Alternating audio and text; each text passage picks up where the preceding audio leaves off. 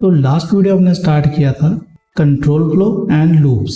तो हम control flow में पढ़ रहे थे इफ स्टेटमेंट्स के बारे में। तो आज की इस वीडियो में हम पढ़ेंगे स्विच स्टेटमेंट के बारे में। है तो ये इफ स्टेटमेंट जैसा ही, पर इसमें थोड़ा सा डिफरेंस है इफ स्टेटमेंट से। तो सबसे पहले मैं नोट्स ओपन कर लेता हूँ और मैं आ जाता हूँ स्विच वाले सेक्शन में। तो जैसे कि मैंने यहाँ पे लिखा हुआ है कि देखो स्विच स्टेटमेंट क्या हमें ऑफर करता है कि हम डिफरेंट ब्लॉक्स को एग्जीक्यूट कर सकते हैं, ठीक है, और वो भी उस वेरिएबल की वैल्यू के बेस पे। इफ स्टेटमेंट में क्या होता था कि हम एक बूलियन एक्सप्रेशन के बेस पे काम करते थे, मतलब कि जिस वेरिएबल को हम यूज करना चाहते हैं वो एक बूलियन टाइप का हो या फिर वहाँ पे कोई एक्सप्रेशन हो जो कि बूलियन टाइप का हो। जैसे हमने लास्ट एग्जांपल में किया था कि सम इज इक्वल टू 10, तो उसका रिजल्ट आ रहा था बूलियन में, तो वो एक्सेप्टेबल था इफ में। बट अगर हम चाहते हैं कि हम किसी नॉर्मल वैल्यू जैसे कि एक स्ट्रिंग टाइप की वैल्यू पे ही हम कंट्रोल फ्लो करना चाहते हैं, तो वो इफ में तो पॉसिबल नहीं है। तो उसके लिए ही बना है स्विच स्टेटमेंट। तो स्विच स्टेटमेंट में क्या होता है कि हम अपने एक एक्सप्रेशन को देते हैं, फिर चेक करते हैं कि कौन सी वैल्यू मैच कर रही है, उसके स्टेटमेंट को एग्जीक्यूट करते हैं, ठीक है। तो इसका हम सिंटेक्स देख लेते हैं। सिंटेक्स में क्या है कि यहाँ पे देखो स्विच नाम का कीवर्ड यूज किया है और ब्रैकेट्स के अंदर हम यूज करेंगे अपने एक्सप्रेशन को, ठीक है। एक्सप्रेशन हो सकता है जैसे कि सपोज कोई नेम, तो मैंने नेम एज इट इज डाल दिया, ठीक है। तो उसके बाद हम क्या लिखेंगे, यहाँ पे केस नाम का कीवर्ड लिखेंगे और उसकी वैल्यू, जैसे सपोज मैंने वैल्यू लिखी पवन, ठीक है। तो अगर तो वो नेम जो है पवन हुआ तो ये वाली स्टेटमेंट एग्जीक्यूट होगी, ठीक है। बट अब स्विच स्टेटमेंट एक प्रॉब्लम है। जैसे इफ स्टेटमेंट में क्या होता था कि अगर तो इफ वाला ब्लॉक सक्सेसफुली एग्जीक्यूट होता है तब वो उसको एग्जीक्यूट करके बाकी सभी एल्स स्टेटमेंट को वो स्किप कर देगा। बट इसमें क्या है कि अगर फर्स्ट केस मैच होता है, ठीक है, और तो वो उस स्टेटमेंट को एग्जीक्यूट करेगा और वो नेक्स्ट केस में चला जाएगा। तो इसके लिए हमें इसको बताना पड़ेगा कि ये अगर मैच हो रहा है तो इसको यहीं पे ही स्टॉप कर दे। तो उसके लिए हम कीवर्ड यूज करते हैं ब्रेक नेम का। तो ब्रेक कीवर्ड का मतलब यही है यहाँ पे, तो ये स्विच को यहीं पे ही रोक देगा, मतलब कि हमारी जो स्विच स्टेटमेंट है वो वहीं पे खत्म हो जाएगी जो केस मैच हो गया, ठीक है। ऐसे ही मैं लिखूंगा केस, सेकंड केस लिखूंगा कि अगर नेम होता है कोई और तो वो स्टेटमेंट एग्जीक्यूट होगी और फिर उसको ब्रेक कर देंगे।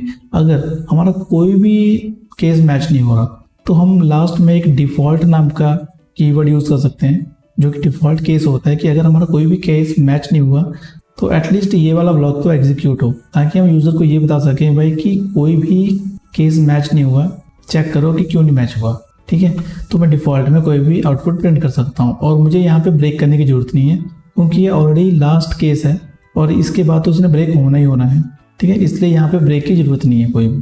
तो ये इसकी एक्सप्लेनेशन लिखी है जो मैंने अभी बोली है। आप अगर चाहो तो इसको बाद में पढ़ सकते हो, ठीक है। तो अब इसको हम रन करके देखते हैं। तो मैंने पहले से ही एक एग्जांपल, बड़ी सी एग्जांपल तैयार करके रखी है डार्ट पैड में, जो कि है वीक का एक डे प्रिंट करने के लिए।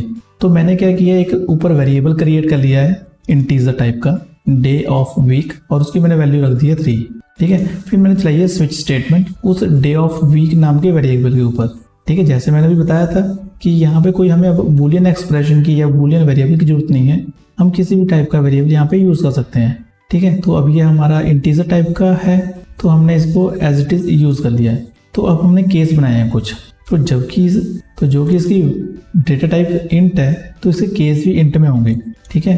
तो पहला केस मैंने बनाया कि अगर इसकी वैल्यू हो 1, केस के बाद जो ये वैल्यू होती है इसको ये होती है इसकी मैचिंग वैल्यू कि जो मैच करवाना चाहते हैं इसमें, ठीक है। तो इसको मैं यहाँ पे स्ट्रिंग नहीं कर सकता क्योंकि ये स्ट्रिंग टाइप का नहीं है, ठीक है। ये देखो एरर भी दे रहा है वो, ठीक है ना, एक तरह से वार्निंग दे रहा है कि ये जो मैच नहीं हो रहा, ठीक है। इसलिए हम इसको सेम टाइप का ही रखेंगे।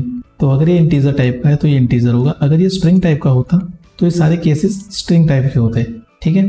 तो मैंने पहला केस जो बनाया है वो बनाया है 1 पे कि अगर डे ऑफ वीक की वैल्यू 1 हुई तो प्रिंट कर दे मंडे, ठीक है, और उसको ब्रेक कर दे ताकि वो मंडे के बाद ट्यूसडे ना प्रिंट कर दे, ठीक है। फिर मैंने एक नेक्स्ट केस बनाया 2 का जिसमें मैंने प्रिंट कर दिया ट्यूसडे, ऐसे 3 का वेंसडे, 4 का थर्सडे, 5 का फ्राइडे, 6 का सैटरडे, 7 का संडे, और सबसे लास्ट में मैंने डिफॉल्ट को भी बनाया है जिसमें मैंने प्रिंट कर दिया इनवैलिड डे ऑफ वीक, कि मतलब है कि अगर इनमें से कोई भी मैच नहीं हुआ तो ये लास्ट में एक वैल्यू प्रिंट कर सके ताकि मैं ये देख सकूं कि एग्जीक्यूट हुआ भी है या नहीं, ठीक है।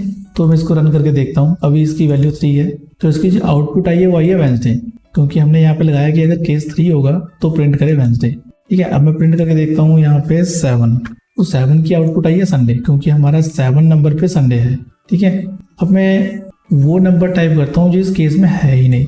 तो सपोज कर यहाँ पे मैं 10 लिखता हूँ और उसको रन करके देखता हूँ, तो देखो अब आउटपुट आई है इनवैलिड डे ऑफ वीक, जो कि यहाँ पे है, मतलब कि हमारा डिफॉल्ट ब्लॉक जो है अब एग्जीक्यूट हुआ है, क्योंकि जो हमारा केस कोई भी मैच ही नहीं हुआ ना। पहला केस मैच हुआ, दूसरा, तीसरा, चौथा, पांचवा, छठवां, सातवां, कोई भी केस मैच ही नहीं हुआ। और ये वाली वैल्यू तो इसमें एग्जिस्ट नहीं करती थी, इसलिए इसने डिफॉल्ट जो ब्लॉक है उसको प्रिंट किया है, जिसमें आउटपुट आई है इनवैलिड डे ऑफ वीक। तो इस तरह से हम स्विच स्टेटमेंट को यूज करते हैं। एक मैं आपको एग्जांपल स्ट्रिंग के भी दे देता हूँ, ताकि आपको कंफ्यूजन ये ना हो जाए कि हम स्विच स्टेटमेंट ओनली इंटीजर के लिए यूज करते हैं। ठीक है, तो मैंने क्या किया है, एक यहाँ पे वेरिएबल बनाया है नेम का, जिसकी वैल्यू मैंने रख दी है ए, जो कि है स्ट्रिंग टाइप का। ठीक है, अब मैंने स्विच स्टेटमेंट चलाई है इस नेम पे ही। ठीक है, और मैंने अब केसेस क्या बनाए हैं, पहला केस बनाया है कि अगर इसकी वैल्यू हुई पवन तो ये प्रिंट कर देगा यस इट्स पवन। ठीक है, और इसको ब्रेक कर देगा। अगला केस मैंने बनाया पवनेश्वर का, अगर इसकी वैल्यू पवनेश्वर हुई तो ये प्रिंट कर देगा यस इट्स पवनेश्वर, और इसको ब्रेक कर देगा। और लास्ट मैंने केस बनाया गुप्ता कि अगर इसकी वैल्यू गुप्ता हुई तो ये प्रिंट कर देगा यस इट्स गुप्ता, और इसको ब्रेक कर देगा। और मैंने अब कोई डिफॉल्ट ब्लॉक नहीं यूज किया, मतलब अगर मैंने नेम इन तीनों में से किसी को भी मैच नहीं किया, कुछ भी प्रिंट नहीं करेगा, क्योंकि मैंने डिफॉल्ट केस लगाया नहीं है। तो पहले मैं अब पवन के साथ रन करता हूँ, तो आउटपुट आई है यस इट्स पवन, क्योंकि हमने नेम डिफाइन किया पवन और हमारा पहले ही केस मैच हो गया। ठीक है, अब मैं इसमें देता हूँ वैल्यू गुप्ता और फिर से रन करता हूँ। अब आउटपुट आई है यस इट्स गुप्ता। अब मैं वो वैल्यू देता हूँ जो केस हमारा है ही नहीं, जैसे कि मैंने यहाँ पे दे दिया ए या ABC। अब मैं इसको रन करता हूँ, देखो अब कोई भी आउटपुट नहीं आई है, क्योंकि मैंने डिफॉल्ट जो है ब्लॉक को यूज ही नहीं किया, इसलिए इसने इन तीनों केस को स्किप करके स्विच केस को क्लोज कर दिया है। ठीक है, तो इस तरह से हम स्विच केस को यूज करते हैं और इस तरह से हम केसेस बनाते हैं। और ब्रेक का भी अब आपको यूज पता लग गया होगा और डिफॉल्ट का यूज भी पता लग गया होगा। Thank you for watching this video. Please subscribe to my channel and share with your friends as well, so I can create more valuable content for you. Follow us on other social media accounts as well. Links are in description of this video.